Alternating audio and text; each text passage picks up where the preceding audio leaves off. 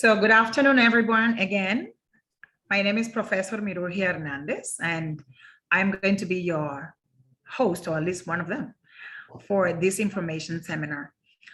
Joining me to assist me in answering your questions is the beautiful Giovanna Lester, who, as I was saying to you, has been our partner since the beginning of this interpretation training exercise that we started in the Bahamas. So together, Giovanna Lester and Cismara Sanchez, who, as I said, is trying to log on, and we have formed the International Culture Institute. And through the International Culture Institute, we have put together various programs. Now, the Institute has foreign language programs, but the most important program now for you to know about is the conference training program. Conference training program has different components because at the conference we are expected to see technicians, conference managers, and also interpreters. So today we are going to be talking about the simultaneous interpreter certificate course, specifically series 1.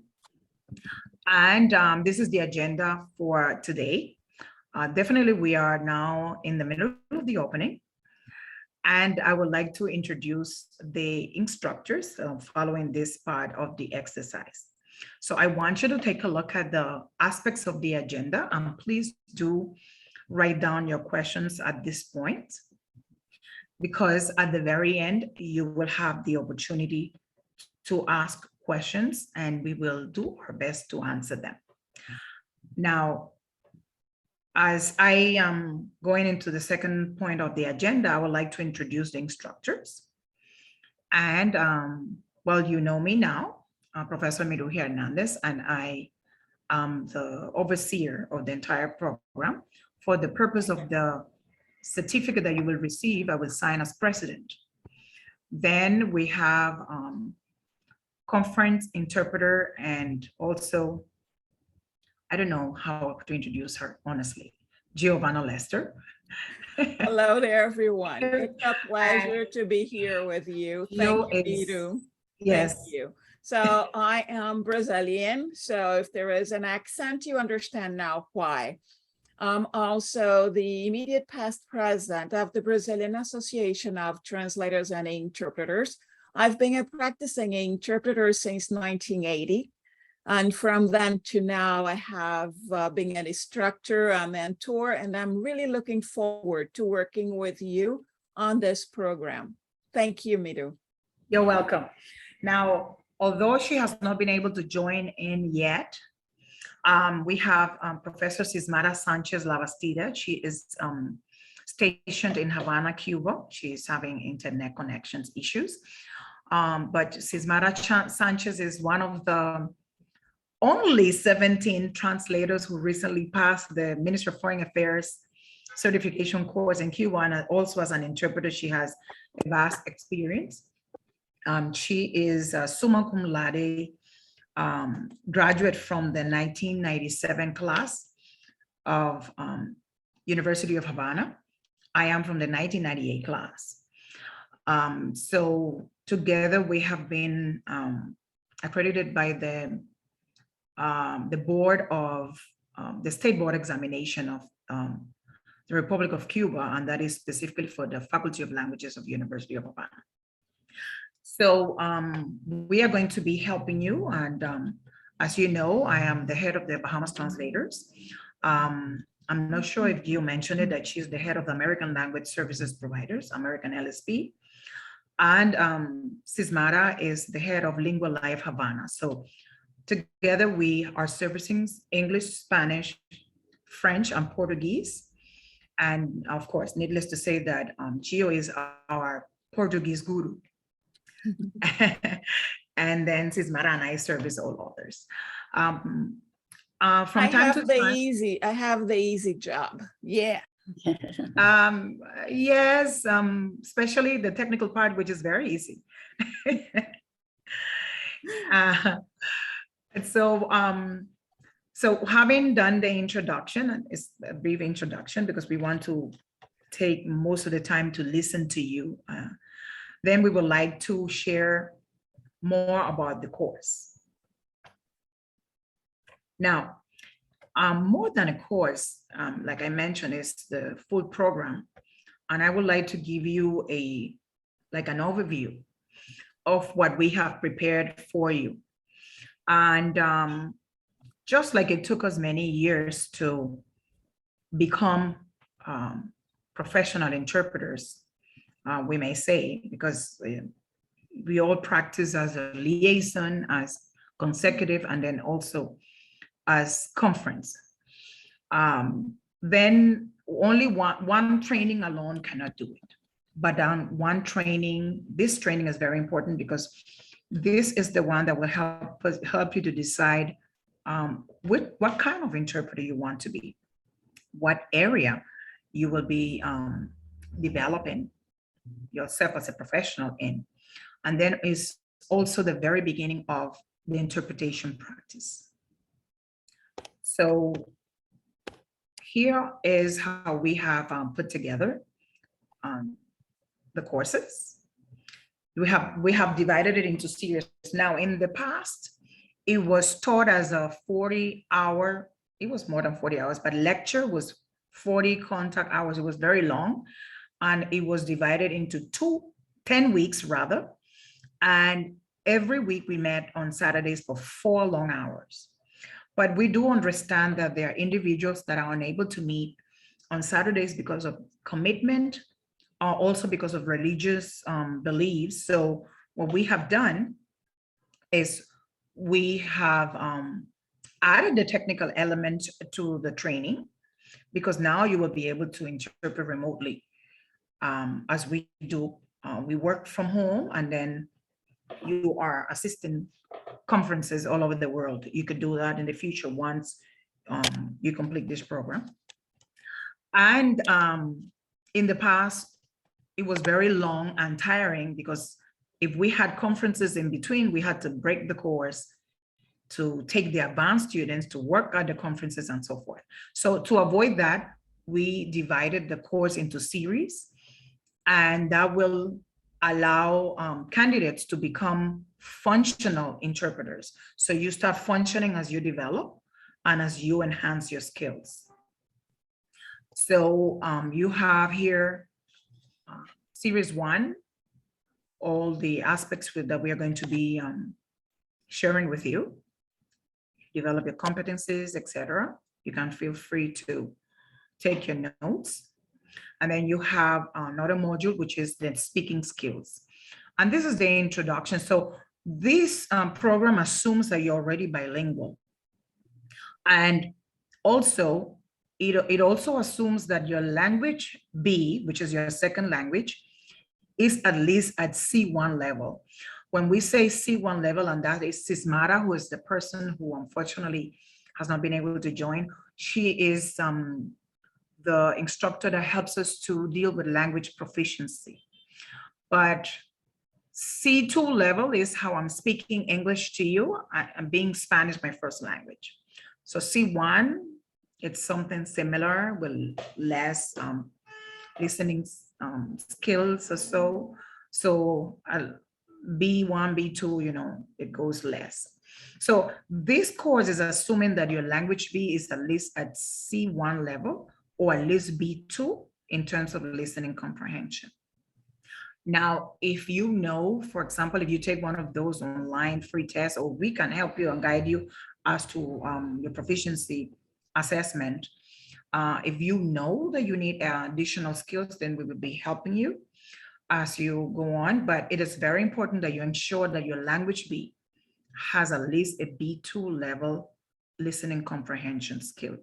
Because when you start the interpreting, the hard part, especially for the simultaneous, you will need that. Then we have the series 2, where you then will specialize as a consecutive interpreter. Now, this point that is here, we have note taken, but then we have a review of liaison in there. I guess that's probably a mishap. And then we start with note taking. Gio is more knowledgeable of note taking and the aspects of the consecutive interpretation. I must be honest with you, I prefer simultaneous. I think we all do. But it's very important to also know consecutive, especially for a lot of closed door meetings, etc. Then we have the official introduction to interpretation. Now, it doesn't mean that we will not be talking about interpretation before. It's only that that's when we're going to be getting directly hands-on into the interpretation. So this is another series. So the first series assumes that you will become a liaison interpreter. So liaison is the first mode, which is the back and forth, a simpler way. Series 2 would be the consecutive interpreter, as I said. Then we have the series 3, where you then start learning how to become a conference interpreter. Then we will start talking about the different conference setting. And then we have series 4, which is conference simultaneous interpretation, specifically interpreting with technology. But that is further down. And of course, we have a lot of practicum. So here's how the contents that you will see, you can expect to see in your certificate. So as you finish your series, you will have a liaison interpreter, then you will have consecutive interpreter, then you will have conference as we go on. And for your information, which is probably part of the questions, NACOP, the National Accreditation and Examination Board of the Bahamas, already has a request to register the course. They are as excited as we are, but of course, there is a formality and we have to observe it. So the course has been presented before NACOP. Additionally, as part of a memorandum of understanding with Wolf University and Hernandez College in Spain, under the European framework, the entire program has been approved. However, in order to benefit from that, you will have to register,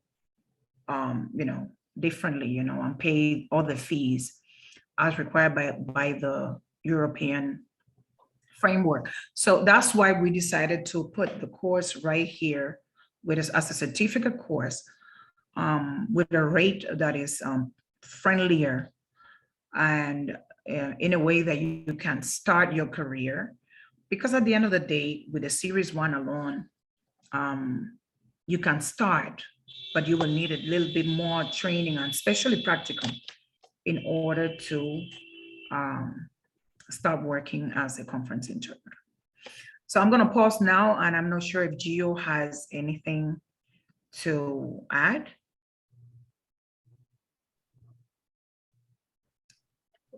Your microphone. The computer just told me.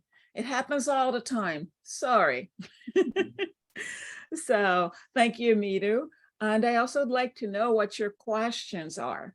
I imagine that you are probably thinking, when am I going to go into a booth and start interpreting? Well, we intend for you to be able to do that. However, it's just like learning to walk. You have to go through phases. You have to strengthen your muscles. And those muscles are not necessarily tangible. It involves also your ability to understand a culture. It involves your ability to fully understand what is being said to you in order to properly convey that message you hear. So these are aspects of being an interpreter that we intend to work on. And does it take time? It takes time. Definitely it takes time. Does it take too long? it will all depend on you. The program has been designed to fit you and your needs, along with the requirements of the profession. So how are you going to progress? What can you do with your knowledge is dependent on you. So Paula, do you have any questions? Keithra, Lauren, Denito? Yes, I have quite a few. So I'll Good. start with one based on what was being said.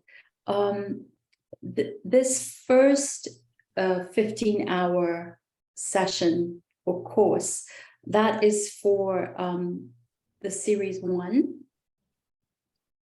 Right. So it's broken up into several 15-hour compartments, correct? Correct. And then so you no, hold on. The series 1 is 15 hours. That's it. right. But Okay. then all these different things like liaison, consecutive interpretation, conference interpretation, or conference interpretation with technology, those are all separate units, correct? Separate. Yes.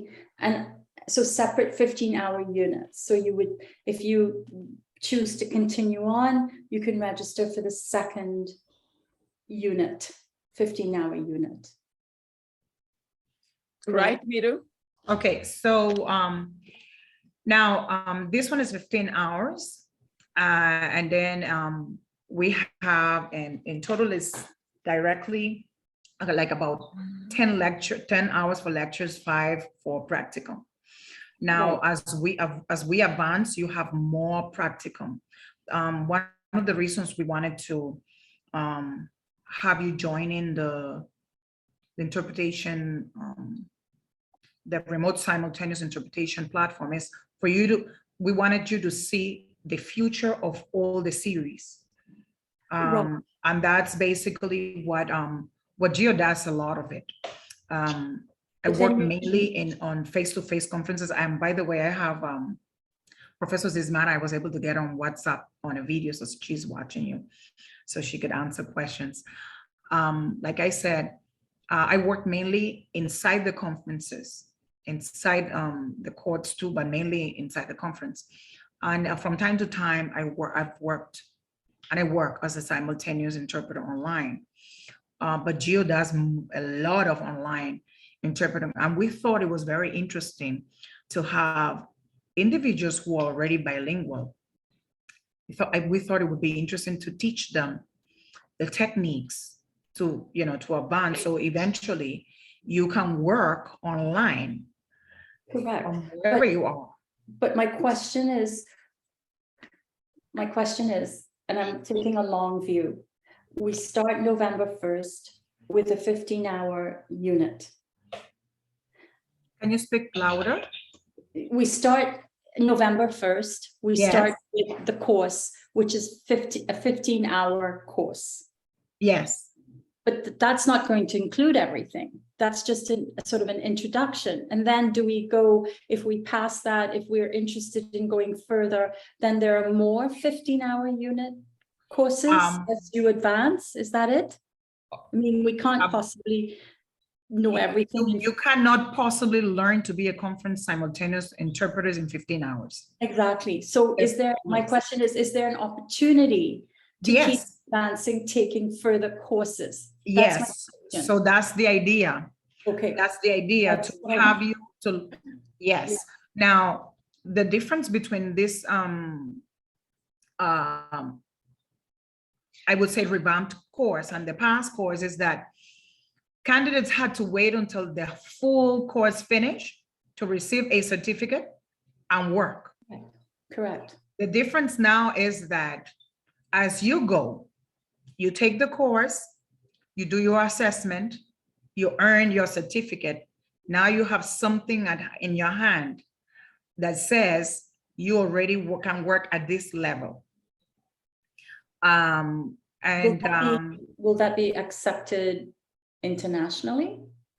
Well, like I said before, the course is is already before NACO for registration.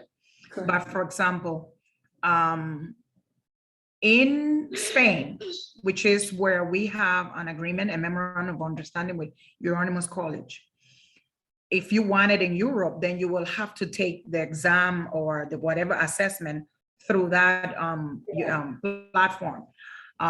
Now, mainly for the Bahamas and the Caribbean, the BahamasTranslators is the main job opportunity provider in the per se.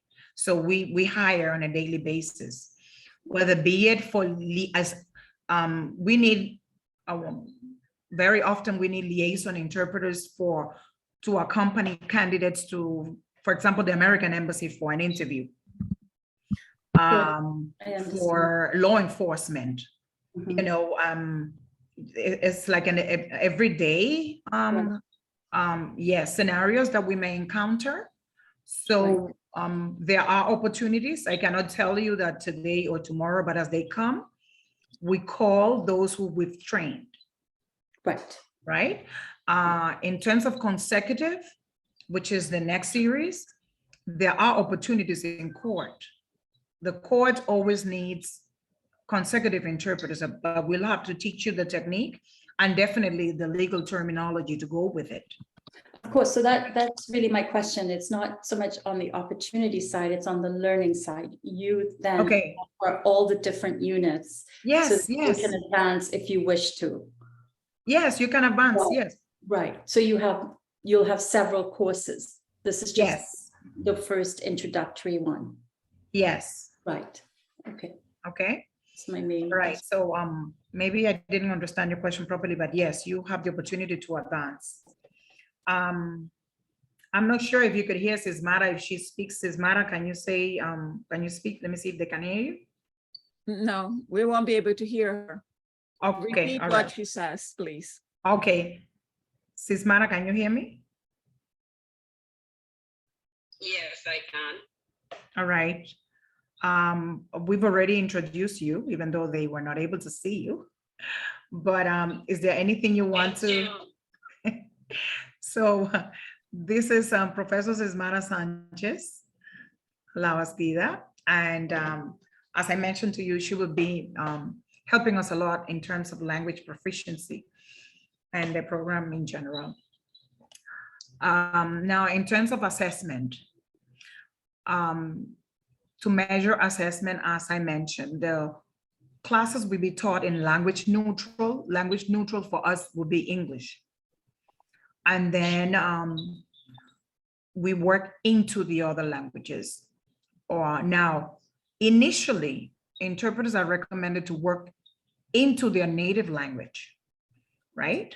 However, for the purpose of the class, I'll have to use the language that is neutral to all of us. And then you will have an instructor working with you who will be able to assess your skills into your native language.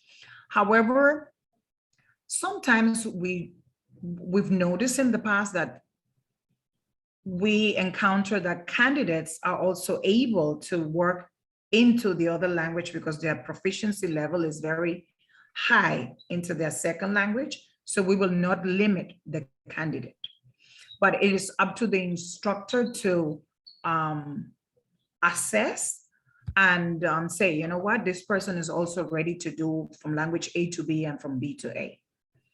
So we will not limit you, because at the end of the day, when we do liaison, you still have to do back and forth, which is the first level, right? But let's say once we get into the consecutive, then the instructor will be able to say, you know, this candidate is also ready to at least try into their language B. Okay, is that clear? Okay. Anybody else has a question?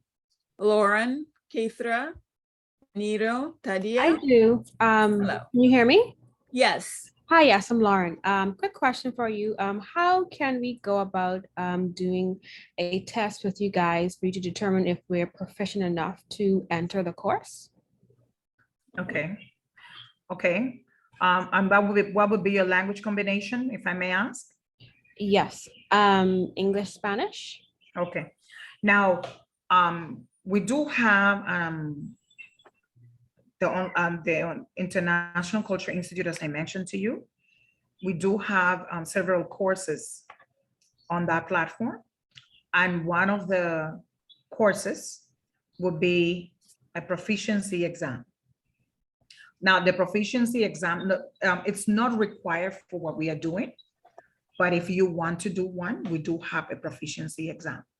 The proficiency exam is progressive, and it's not level 1, 2, 3. It's one long exam, for example, or it measures several skills, and depending on how far you can get, then we have an idea of what your level is. Sismara, do you want to talk more about the proficiency exam, because this is all you. Yeah, well, can you hear me? Can you guys hear? Yeah. Yes, yes. Yes, well, the proficiency exams at this level, there is a very high level of command of the language. As a rule, targets speaking, listening, writing, and reading comprehension skills, not targeting specifically one level. As Professor Miruja just said, it's the continuum. So the exam should be able to tell us exactly where your language proficiency is for each skill. For interpreting, oral skills, speaking skills are obviously really important and that have the heaviest weight in the whole scenario.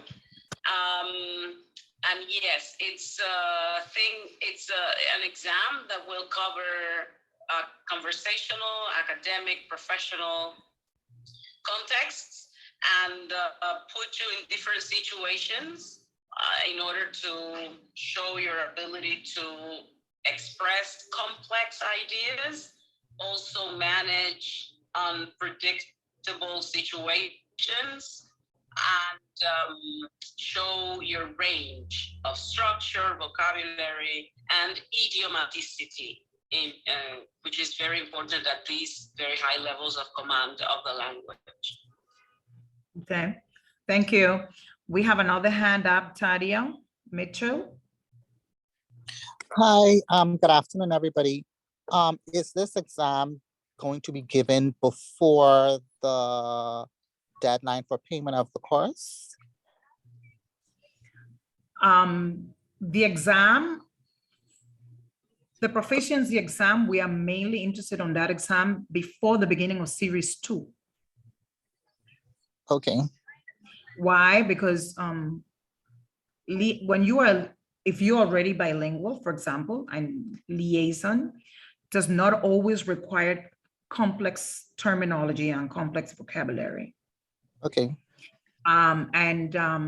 Sometimes you're able to express the idea with simpler words at your level of command.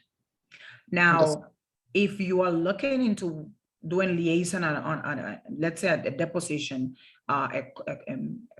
like a closed door meeting where you're negotiating a legal matter, now that's different. As a professional, you should know what not to get into. All right. Now, I'm going to allow my colleagues to correct me. In the past, we did the proficiency exam before. Okay. Right. But since the main objective now is to get you to become confident and simultaneous, we are focusing mainly now into giving you the techniques and the tools. See, you will see that you need the help. And there are other courses also created to help you to enhance your linguistic skills, on language skills in general. But I'm going to let my colleagues, Sismara, the question, did I answer it correct, or do you have something else to add or change? May I add something to that? for this first series, because we are basically going to be covering the fundamentals and giving the students, the interested candidates, the tools of the trade as such. I think it's fine. The proficiency side comes in when, like you mentioned, for series 2, where we have consecutive, right? Yes. Right, where more range of structure of technical vocabulary for the different areas of work and of knowledge are necessary. So it gives the interpreters time to train in the language and bring their proficiency to the next level, especially in the target language, Yes. right? In their language group. Yes. Gia, you have something else to add to that?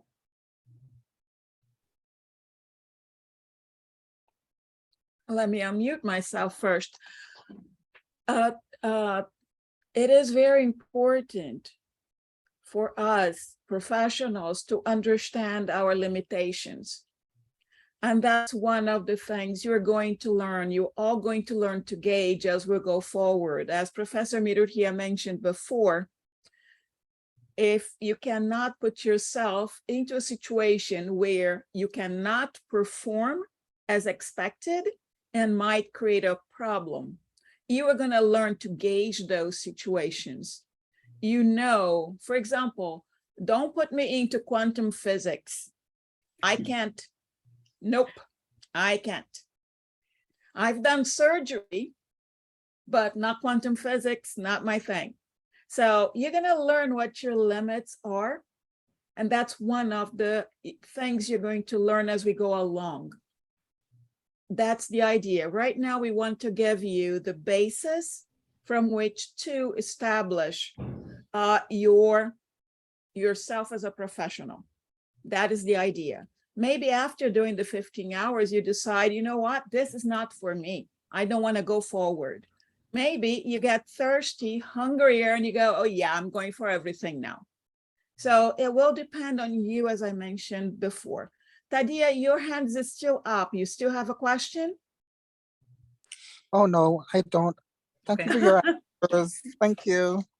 Not a problem. You will notice, for example, if you take this course and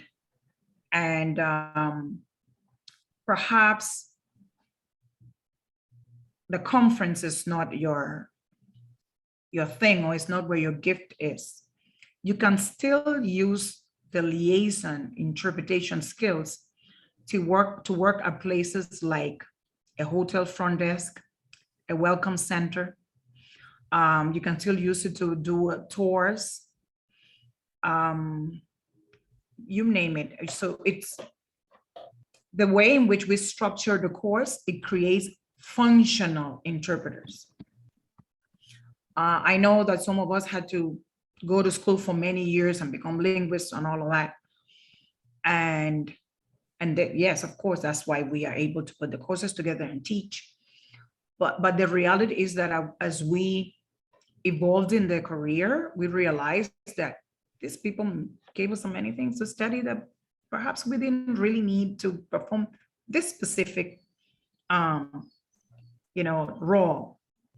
So if you just want to be a liaison interpreter, you could work at a call center, a welcome center, a front desk, and it still helps you to develop your language skills, the speed in which you think, the speed in which you process information.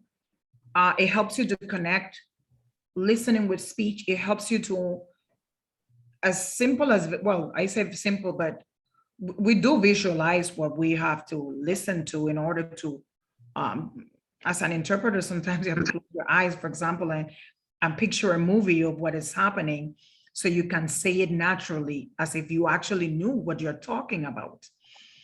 Because sometimes they give us information to study, but many times they don't, or they don't give us enough. So you can enhance your skills as a bilingual or multilingual, even if you decide not to go as far as a conference interpretation or level. Okay. Okay. You have a I have question? a follow-up question. Yes. Based off of your response, if we complete series 1, which is liaison interpreter, and we hypothetically decide to stop there, how would we, I guess, seek out jobs? Would that be through your company or elsewhere? In what jurisdiction?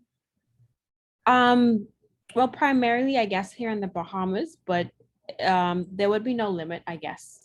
Okay. Mhm. Now, it is very important for you to know that as we speak, the 3 professors here present and other colleagues, we've been working on creating the Caribbean Interpreters and Translators Association.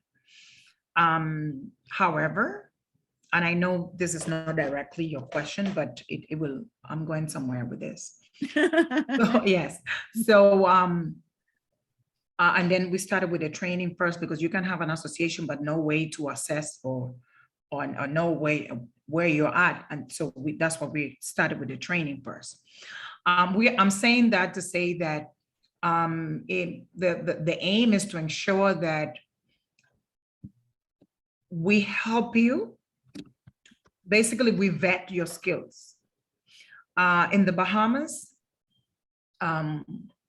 we are the main language services providers. There are others. We are not the only ones, but we collaborate with those others as well, be it by written translation or interpretation or whatever, you name it.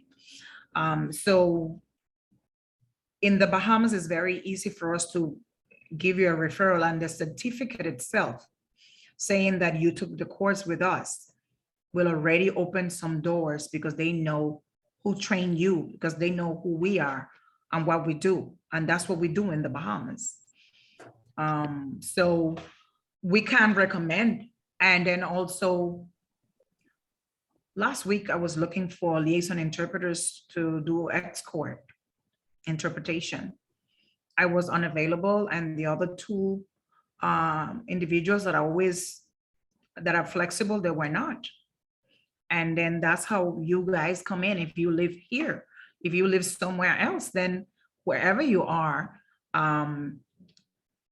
whoever is in the leader in the language industry, more than likely is known to us, or we have a collaboration, so they should be able to vet for you as well. So you could find jobs. We can send a recommendation. You can write our company or institute as a referral, or the name of the individuals, depending on where you are trying to seek for that job.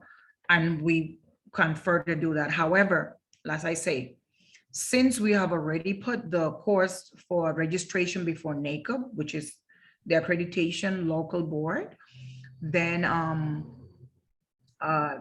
in the future, which of course that exam to be accredited, certified according to the NACOB course, will have a different course, because it is what it is. We have to register it there. Now, in the future, when the course is registered there, then they should be able to, whoever is the employer, go online and see that this is something that was registered. But any other employer will call, because they know who we are. Right. Miro, also, there is a very strong tourism industry in the Bahamas. So it's not only hotels, but jewelry stores, clothing stores. And you don't need to work at the hotel. You may have your name with the concierge of that hotel, who, when Mrs.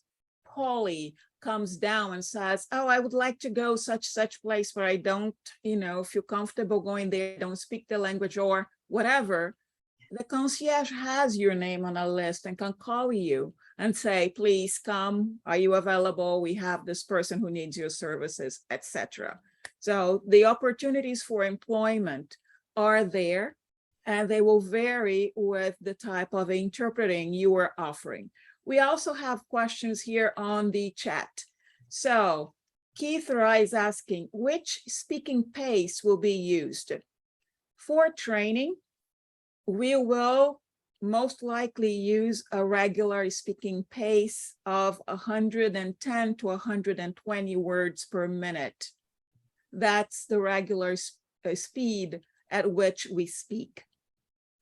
I've had people speak much faster and you still can understand what they are saying. However, it's a lot harder to interpret at that speed, specifically because you don't get a chance to breathe properly and continue on. But it is done, it is possible. So we are talking about training you. We are going to use the slow speed at this moment, up to 120 words per minute.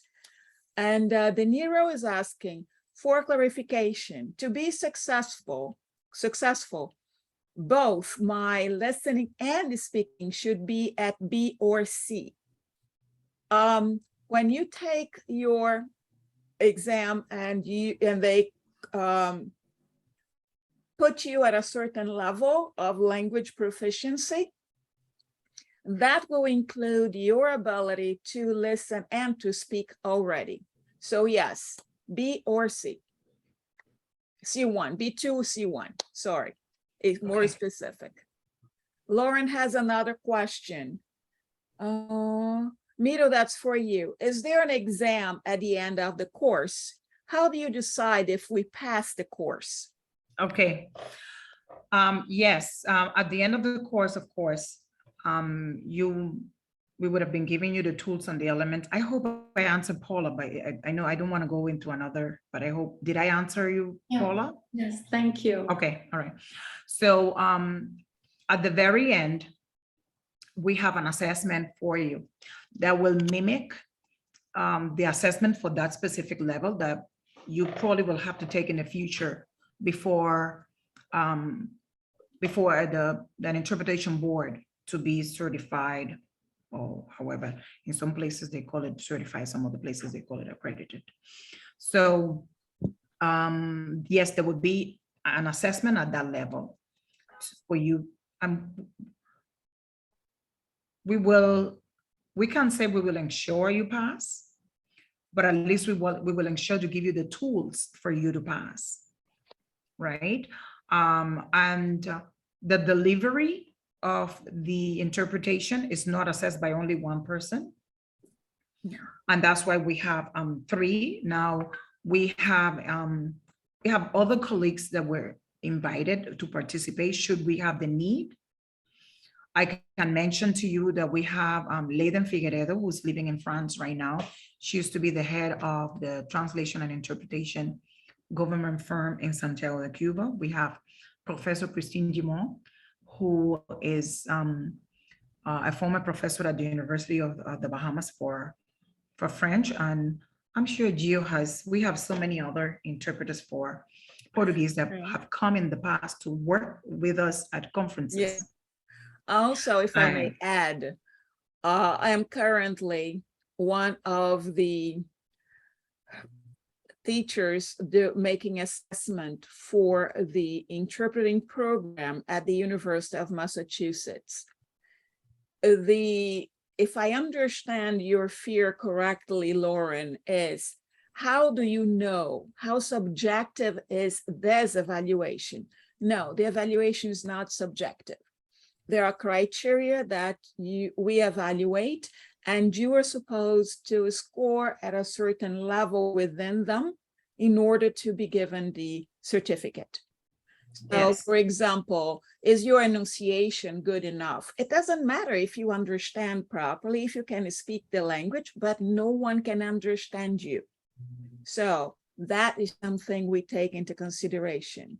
Can you finish a sentence properly? Can you start to interpret someone and go all the way to the end?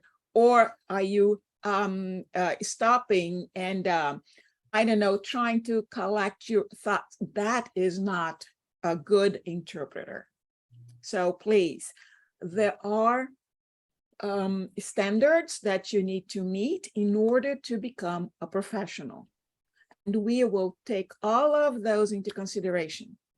I know that Mirurgia has already done so, and this is something that Professor Sismara does all the time because this is what she does for a living. She teaches interpretation too. So, Okay. yes, Paula. I have two quick questions.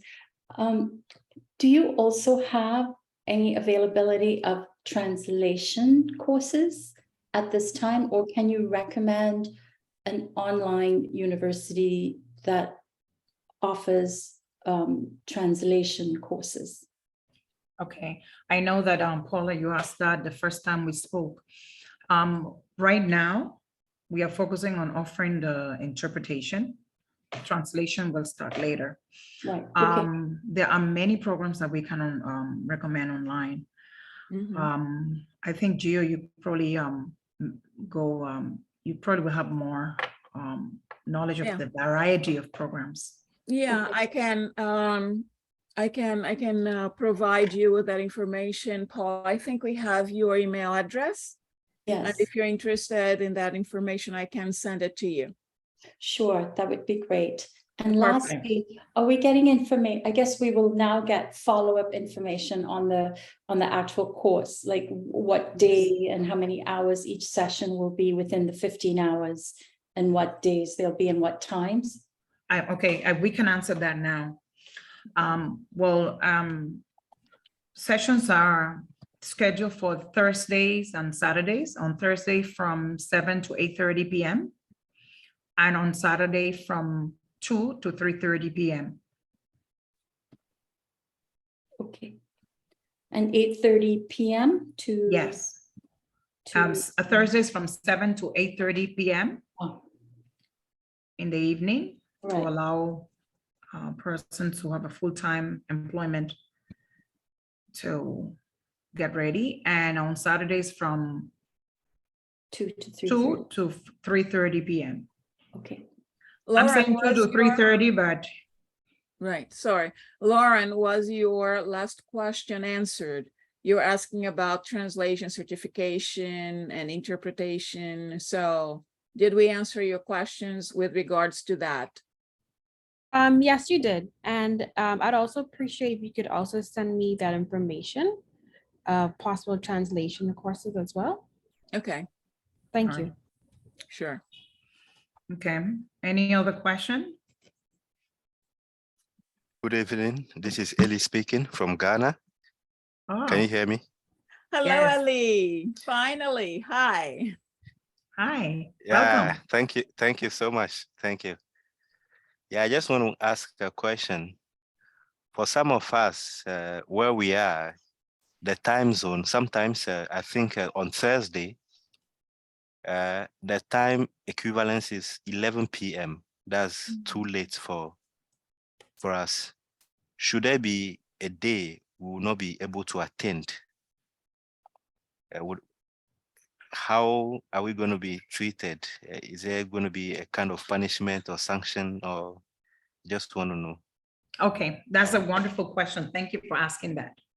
Well, when we teach online, there are two ways, two main ways, synchronous and asynchronous. So right now we are together on asynchronous mode, and the mode that you will be needing is asynchronous. The platform that we have selected is Canvas, Instructor Canvas, and that's where we normally have the courses for the Institute. Normally when we do sessions, we record our sessions, and then we post the class for later reference rather on the platform itself. So when you see your platform, I'm unable to, because I'm holding the phone, so I'm serving as a holder. But when you get in the platform and you are going to be invited to join, it's very similar to Moodle. I don't know if any of you have been on an online classroom environment, but the platform itself has a homework delivery that would allow you to upload your videos. For example, when we give you interpretation homework, You will have very clear instructions. The good thing about it is that I personally use this platform at the university. And this is one of my specialty, my newest specialty, which is teaching on the virtual environment, which you benefit from. So to answer your question directly, you will be able to attend classes on an asynchronous mode. However, for the Q&A session, question and answers, it would be very difficult to answer your questions in real time if you're not there. But if you leave questions ahead of time, what we can do is we can add your question to the next presentation. The presentations for the course are already set up. We've already have all the PowerPoint presentations ready and all of that. So in other words, you don't have to feel like you will be left behind if you were unable to attend a session. I wouldn't recommend doing the full course on an asynchronous mode because you may have real-time questions. But if that's how you can attend, then you will have to keep a very close communication with the instructor assigned to your language combination. But yes, you can take the course in real time, but if for some reason you were unable to attend, you will be able to catch up. That's good. Thank you very much. Did that help anyone else? Was that a concern that anyone else had? Okay, you're welcome. Yeah, I imagine that other candidates would be concerned with that too, because we are adults, we work, sometimes we get home too late, tired, and we'll miss a class or two. So knowing that the classes are recorded gives us some more security, and that's very good. Danilo asked here, and I answered to him in the chat about liaison interpreter, if a liaison interpreter is basically a beginner. And I said, no, I do have colleagues who are liaison interpreters for the US Department of State. So a liaison interpreter, let's rephrase it. Being a liaison interpreter is a very good first step to getting into the profession because there is less pressure. I am working with this lady who is trying to buy a pair of shoes. So I can ask her for a moment and clarify what color specifically she wants and what type of shoes. Does she have any problems with her feet before I go on? So that takes pressure off me, which is very difficult of when you are working at a conference and the speaker is going, but you do expecting you to follow that flow uninterruptedly. In a conference, you don't get the opportunity to say, hey, Mr. Speaker, what did you mean by that? No, you go forward. Just to give you an anecdote here. A colleague of mine was interpreting the Prime Minister of England, who was visiting Canada, and they are talking about international trade. The gentleman comes up with, well, it's easier because from here to the United States, it's a 9-iron. Did anybody understand that? It's a 9-iron. Golf. Very good, Paula. So a 9-iron is a club you use to cover short distances. It's made out of wood. What did he mean by that? You guys are so close together. It's a skip and a hop from here to the US. Yeah. You need to understand all that. That's why I mentioned that culture is number one. Forget language.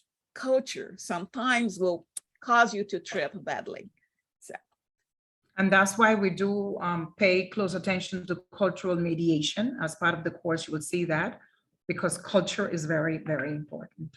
Yeah. Do you have, Sismata, do you have anything else to add?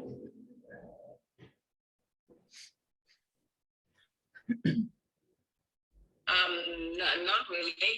It's been awesome to listen to all the information that you have shared. Also, very, very, very important that our students are really proactive and engaged, asking their questions. So I'll be more than happy to collaborate with this experience for all and to dignify our profession. I have a comment. There's a question that came directly to me. Now, for there are persons or individuals or candidates who do not reside in the Bahamas. And because the course is online, they are not required to be here. But if they are interested in being here, be it for internet connection purposes, practical opportunities, and so forth, as you register, you will need to let us know if you do not live in the Bahamas, especially if you are in one of those countries that require a visa to access the Bahamas, so that we can inform the proper authorities that you are our client and you are going to be here with us for the period of time. One of the board members of, or I would say one of our committees, advises us on immigration matters. And I see some of the registrants, the applicants who work at immigration. So I'll be calling you. But yes, you need to let us know, because I am very aware of the fact that some applicants are having internet issues. And so we have created the structure per se to assist you on that regard. Okay. Any other question? That's good. Going once. Yeah, this is Eli speaking. Hi. Okay.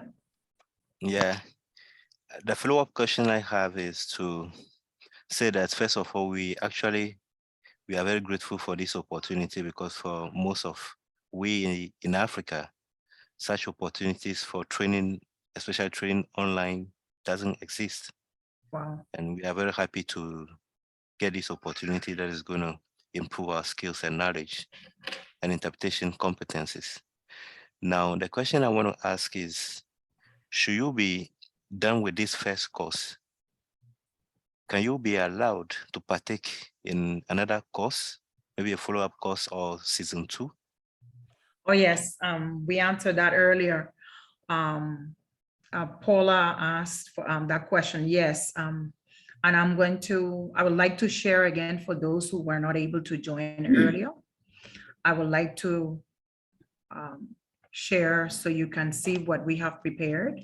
So when the other applicants were trying to join, this is the first part of the presentation after the introduction, where you would have been able to see that you have different series. And yes, after you complete the liaison interpretation series, you go to the consecutive interpreter, then you move into conference interpreter, and then you go to the conference simultaneous interpreter, which is basically like splitting it in two, but the last one is designed to help you to be proficient in interpreting remotely using technology.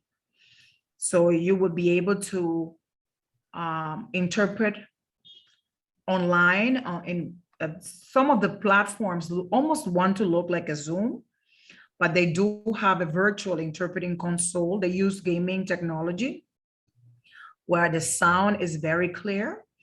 And we have partnered with some of the platforms to allow you to view the platform from inside. The initial link would have been for one of the platforms, and we will correct that link so you could see how it works.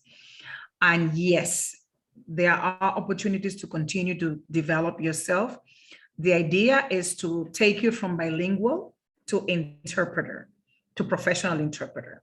And then we have it broken into series, as opposed to just doing this long 10-week plus whatever hours of practicum. It was really tiring the way it was initially designed. Okay. I hope I answered your question. That's perfect. Thank you very much. Okay.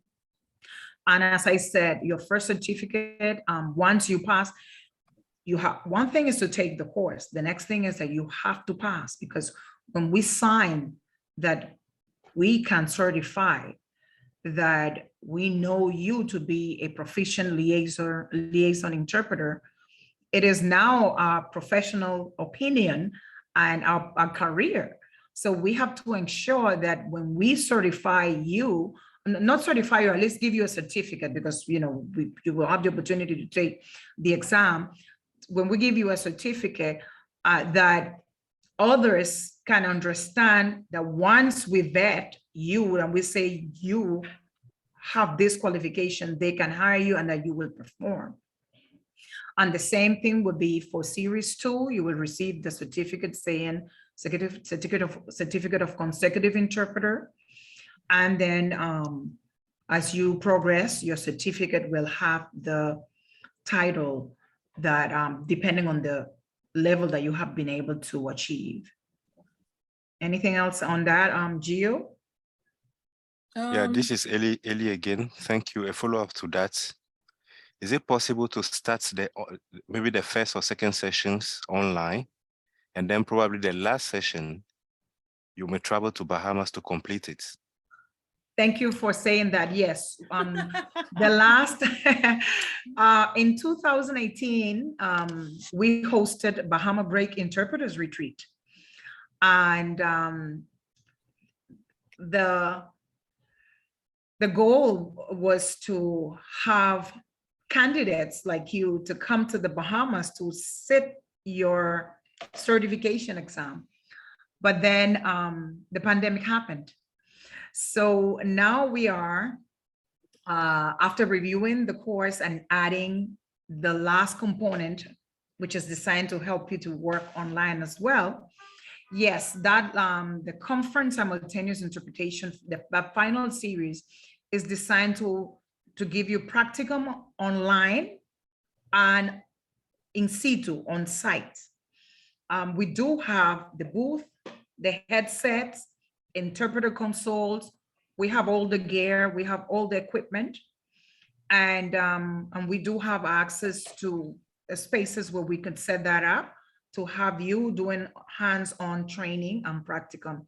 Yes. But you also mentioned before, Miru, that technology is part of the process of being an interpreter. This morning, for example, I interpreted at a conference straight from here, from my house, wearing my proper headset and all the gear necessary. I have 2 screens here for my use. So that is an option. But yes, there is also the option of doing that portion, the practical portion, online also for those who cannot afford the trip. I want to go to the Bahamas, yes. And we would be glad to welcome you. Yeah, but reality is reality. So you may not be able to travel because of health issues, or because you just had a baby and don't want to leave your wife by herself, or you don't want to leave your baby by him or herself. So many different issues. I had a lady who was planning on attending an event and broke her leg. She attended the event from home. That's where technology comes in. As we say in Portuguese, uma mão na roda solves the issues that are no longer, making them no longer issues. And that's important to know. And that's why we need to ensure that you can learn how to use the online technology and also the on-site technology, because some of these platforms offer a hybrid option.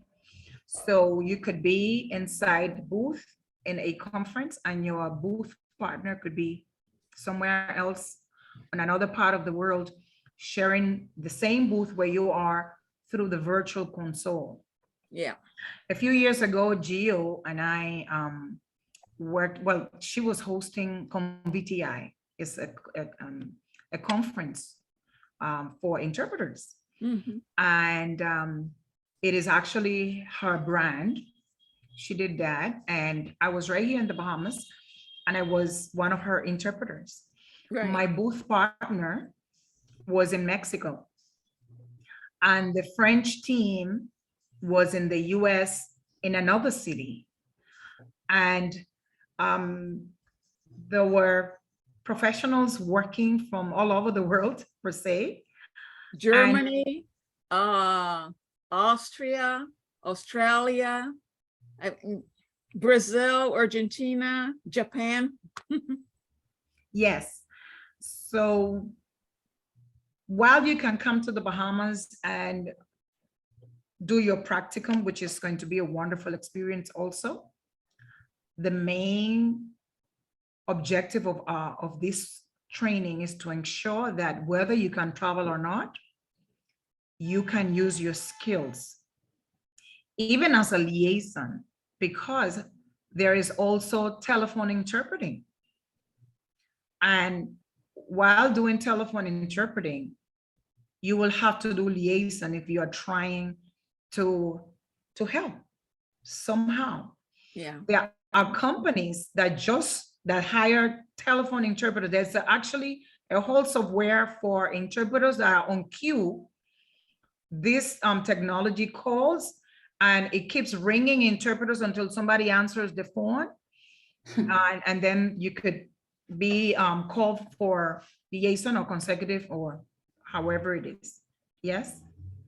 So on that note, the reverse of that, for those of us who are in the Bahamas, who are in Nassau, is there a section of this course where it would be advantageous to do it in a one-on-one or classroom environment versus online, like face-to-face versus online? The face-to-face, perhaps for the conference interpreting, where you actually have to in the booth, when you have the hands-on with the booth, and then you are introduced to the console, the interpreter Right. control unit, and then you're introduced to the conference setting and all of that. Yeah, that one, yes, that definitely is a face-to-face. But if you're unable to attend face-to-face, Right, then we can do it in a hybrid way. sure. But of course, if you're going to work in a conference, you want to have that experience. When I worked my first conference, nobody taught me. So when I realized that I had to just perform, that was my main motivation. That was my motivation to teach others, because I went through this and I succeeded, but I saw so many. They call a group of us, 25 to be exact. Only 2 of us were able to handle that conference. And it was a long conference for many days, a whole week. And 25 of us, only 2 of us were able to handle it. And then I said, wow, if I would have taught those people what I've learned, then they would have been able to help us. Right, Yeah. good. Thank you. Do we have other questions? This is Ellie, and this is going to be my last question. I think I'm so curious, and I'm asking so many questions. Good I would for like us. to know, at the end of the training, the certificate you've been given, what is the name? Is it a postgraduate diploma? Is it a certificate? Is it advanced certificate in interpretation? Okay, let me share it What's the again. exact name? Um, And what's the level as well? What's the level of the certificate? the level of a certificate is right here. It tells you what is the level of interpreter you are. And normally we accompany the certificate with a transcript. That's why it says that it's not valid without a transcript.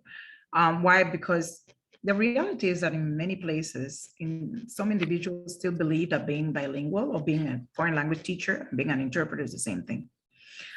So because there's not general understanding of what the profession is, we accompanied this explanation, which basically serves just as when we translate the international equivalence certification and accreditation, when we translate documents and then we have to explain on the other framework what it means. That's what it is. So the level of proficiency in terms of not language, of interpretation is expressed by way of liaison, and then the document that will accompany your certificate then will say, for example, I don't have this in this same presentation, but it will say what the person is capable of doing, in what settings. Because that also saves us as professionals from recommending someone who might be using the certificate to accept jobs that they are not prepared to do. So if a client wants to hire you as a conference interpreter, knowing that our training is establishing that you are a liaison, that's between you and your client. But in terms of the proficiency that we can, let's say, verify, then this is, the level is specifically determined in the certificate. The level of language proficiency and the level of interpretation, while linguistically could go hand to hand, you can be linguistically very advanced and might not be able to interpret a word. So these are different things. I could be highly proficient at C2 level and the new plus C2, whatever they call it now. But I understand what is being said to me, but perhaps I'm not able to rephrase, paraphrase, or convey the message, or localize the terminology that is required to deliver the message in the tone, time, and the way it should be, depending on the context. Go ahead, Jill. I am a very good example of that, Miru. We talk in Spanish all the time. I can interpret from Spanish. I will never, okay, until I study it properly, I cannot interpret into Spanish. I talk my head off in Spanish, not a problem. I make mistakes, but I'm understood. I can communicate, but I make mistakes. I miss vocabulary. Understand, as an interpreter, I am supposed to represent you, the speaker, as eloquently, as intelligently, as articulately as you are in your own language. If I can't do that, I cannot be your interpreter. So this is what we are trying to achieve, breaking up the training in these sections. It's big sections, I'm sorry. It's exactly because there are specific skills that you need to acquire in order to do what you can do. I interpret for the World Health Organization, for the World Economic Forum. I've interpreted President Clinton. I've been to 12 different countries as an interpreter, but I will not interpret into Spanish. No, I can't do that. Am I a good interpreter? I think I am a good interpreter, but I'm not going to Spanish. But I can talk in Spanish. Mind you, I didn't say I speak Spanish. I said I can talk in Spanish. So that is a good example of the difference between language proficiency and interpretation proficiency. Okay. I hope we answered. Did we? Yes, of course. Yes. Well, you have our email addresses. And if you have any other questions, please feel free to write to us and we'll address your questions properly. I have another comment. Now, those who registered earlier, they would have received, first they received a quote, and then the quote would have been accepted by them. It comes with the instructions as to how to accept the quote. And then it gives you payment instructions. Now, some of you successfully have been able to do so. Now, for those who are not in the Bahamas, the quote also includes wiring instructions from another country. Why we chose to do the wiring? While it's easier to click and pay by credit card, I quietly asked a few persons, and the first persons were interested and they were not comfortable using, especially because we are using other third-party platforms for the training, right? So we just started with a wire transfer, which is the simpler form. And then as we go on and then we upgrade our website, which Gio has been doing a wonderful job helping us with that, then, we will add the shopping cart like that. But for the time being, the only option that we have is wire transfer. So if you are here in the Bahamas, it's easier for you. If you are not, we also have a corresponding bank in the US, and in your country, you should be able to use those credentials and make your payment. Now, and I see Keithra has her hand up, but before I come to you, Keithra, until the 25th, we only have a few days. We have decided to sponsor your registration and your technical fees, your lab fees. But when the course starts, we do have to engage other professionals. And that's when we are unable to offer any further discount, because of course, they are here to help you, and they're here to support what we are doing to provide good services for you. And of course, they will have to get paid. So while we are managing the subscription and our American language services and International Culture Limited, the Bahamas Translators, Lingua Life Havana, while we are the ones, our offices, we have decided to sponsor that part of the registration. But please do take advantage of the special, because unfortunately, on the 26th, then there would be other professionals joining the course, and then we can no longer offer the discount. Keithra, you had a question? Yes, thanks. I wanted to confirm that if my native language is English, I would be translating, interpreting, into, it's best for me to interpret into English. Okay, when you are on your first stage, initially, interpreters should interpret into their mother tongue, right? However, we understand and we know, because we are practicing professionals, that we live that on a daily basis. There is a level of proficiency in your language B that becomes AB, in which allows you to interpret into your second language. And that, as a practicing professional, it's something that you're able to do. But on the initial stage, we are focusing on ensuring that you can deliver the message into your native language first. However, as a liaison interpreter, that means that you will also be required to convey the message into the other language to the other person.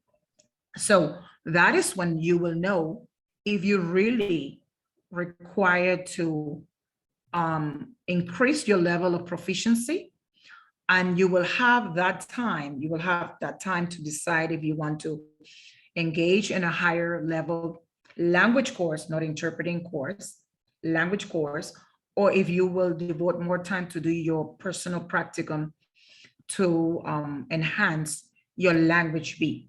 But the primary mode of interpretation is into your native language or into your most working language, because we do have instances of persons who first spoke one language, but they work mainly into this other language, and they do have a higher proficiency. They speak more that second language, which has become their kind of AB.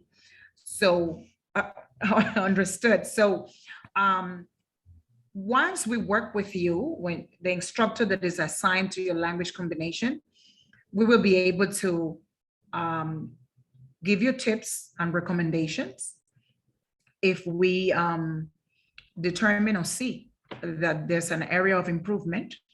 But also, if we can see that you are ready into the other language, we will not stop you. We don't want to stop your progress by going in a specific mode or a specific sequence. If you are ready, oh, we will push you to that next level. We will. It's a promise. Got it. Thank you for that. Okay.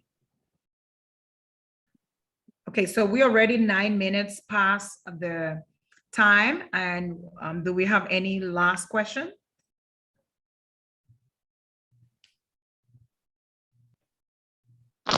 Hi, I just want to, Hello. of course, sorry, go ahead.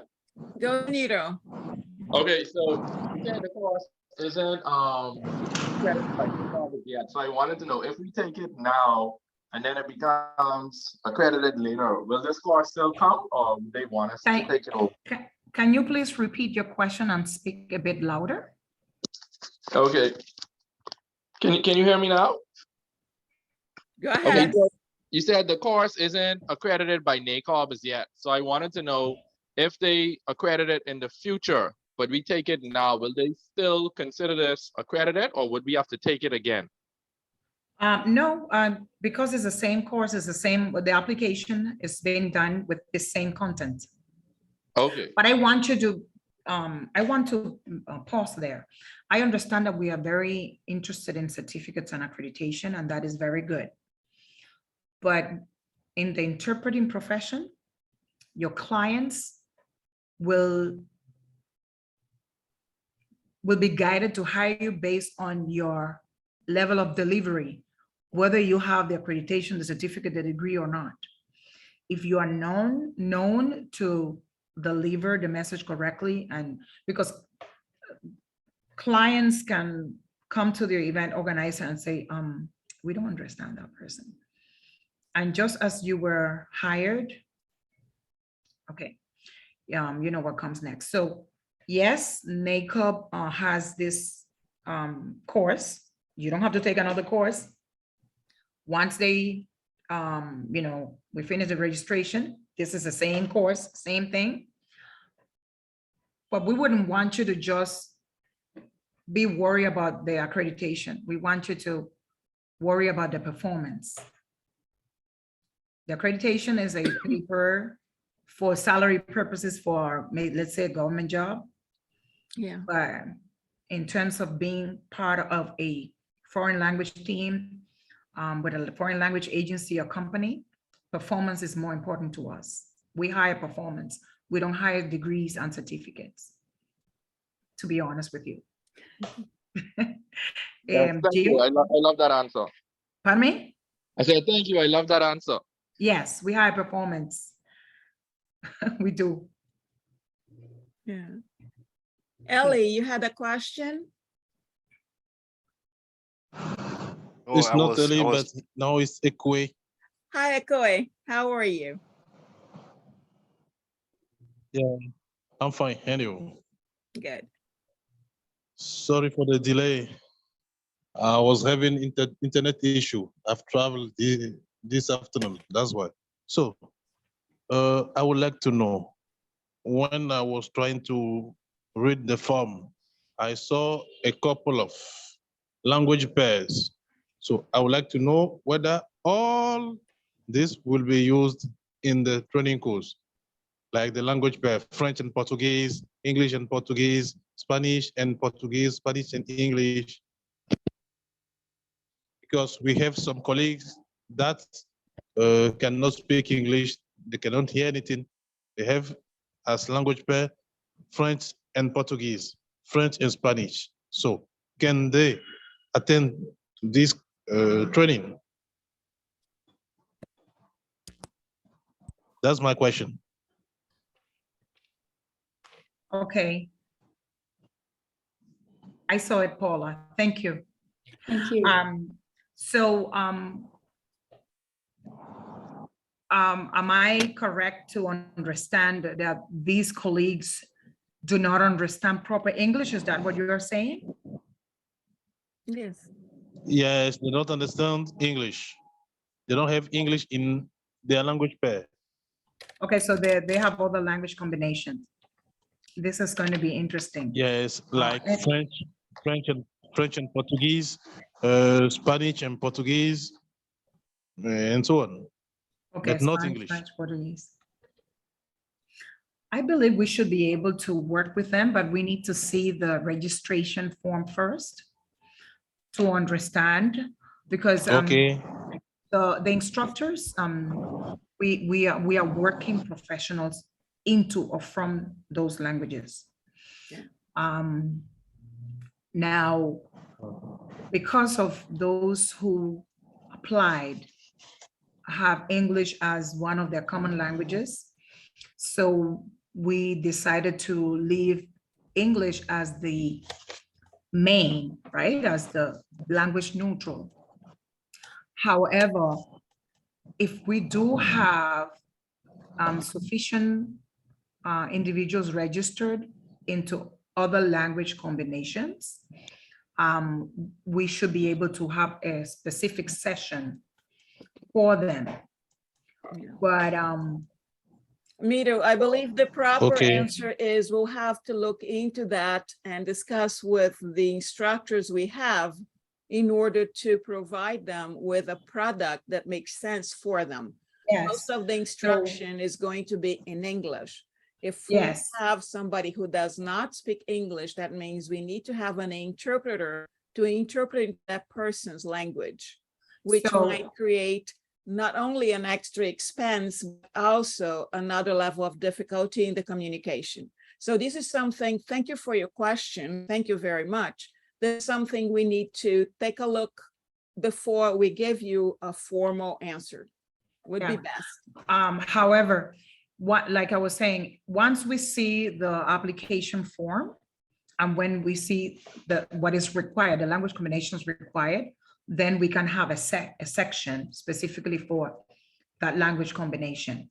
Yeah. But if you are expecting to receive, the knowledge that you want at the base of this class, if English is not one of your working languages or the languages that you know, like Gio was saying, it's going to pose a problem for you.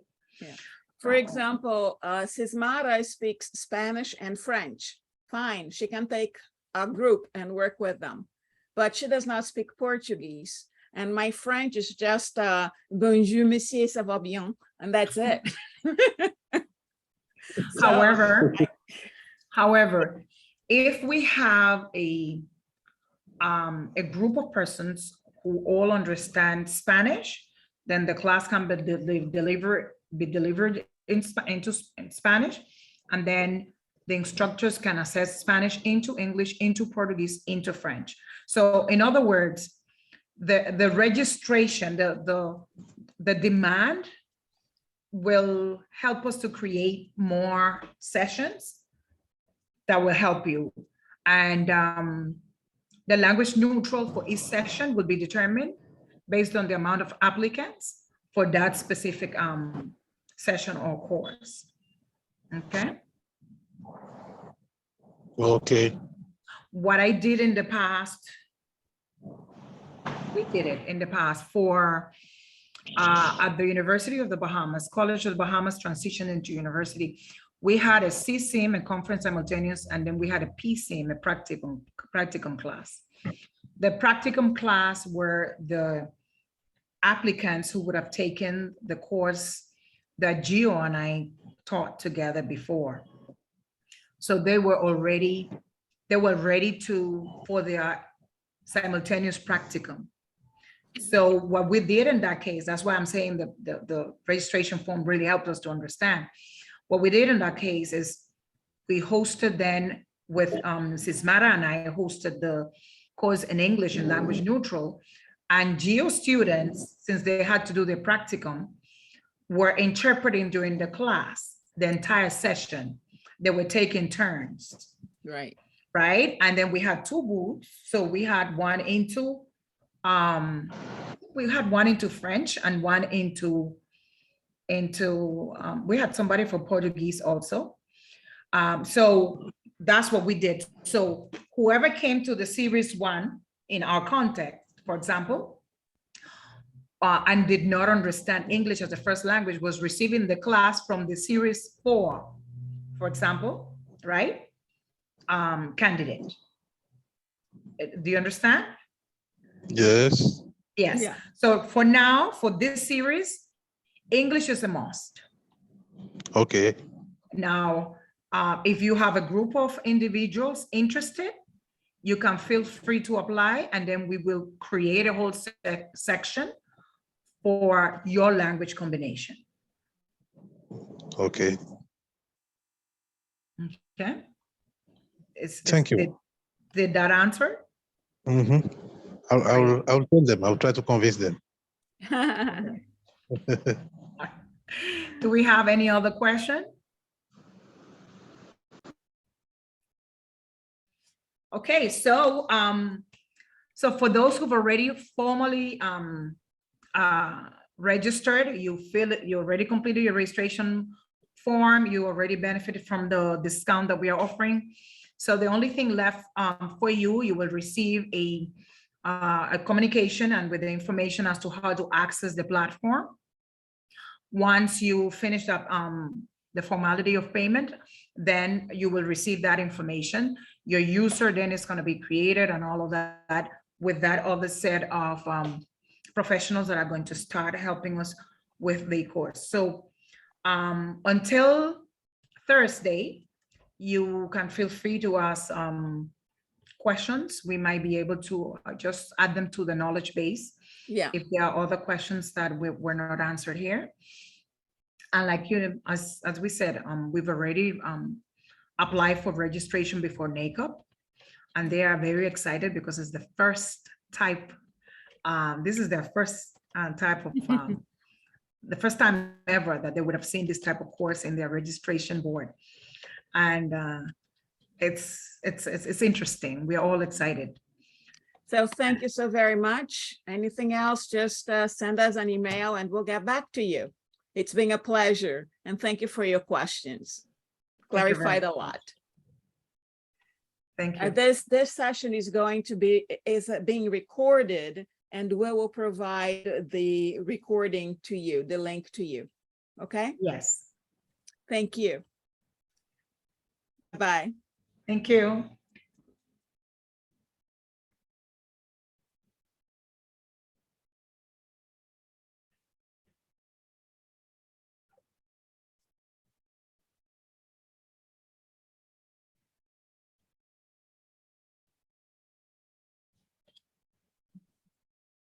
Mael, ¿estás ahí? Yes, ma'am, I am. Ah. Qué bien. I've been here all along.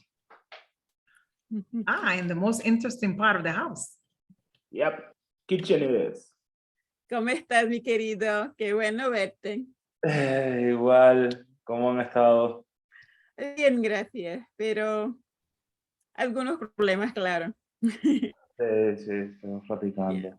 Bueno, verás que todo se va a resolver eventualmente. Claro. Siempre existe el amor que resuelve todos los problemas del mundo. Pero